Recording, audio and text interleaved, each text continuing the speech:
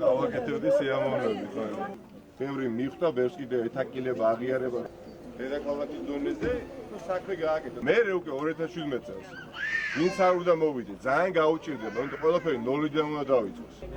აუცილებლად დავძრავ და გზადებაც რო არ არის დაწყებული, რა ძალიან რთული.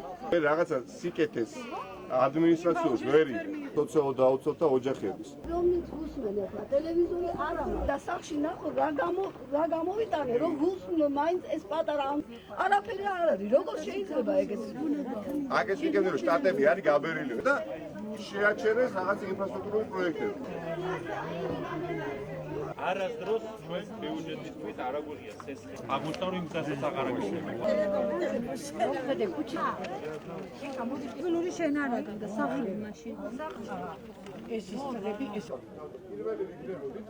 ეს კოალიციაში ჩან რო არის და არავინ რო ამათ უნდა უნდოდნენ. უსინათლო დედა ყავს სახლში ონკოლოგიურად დავადებული მოეწყე სტატიის ავანტყოფი. ორი დღეა მე ლუკმაპური არ მიჭამნია, იმიტომ რომ არა მაქვს საშუალება, ყოველთვის ხო ვერ ვისესხებ.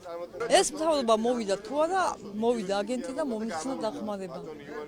თანაც ნახეს სააკაშვილის სურათი. პენსიონერი ვარ, მეუღლეც ავანტყოფი მყავს პენსიონერი და ვიყავი სოციალურად დაუცველი. სახლში არავინ არ მუშაობს და შემოსავალი არაფერი არ აქვს.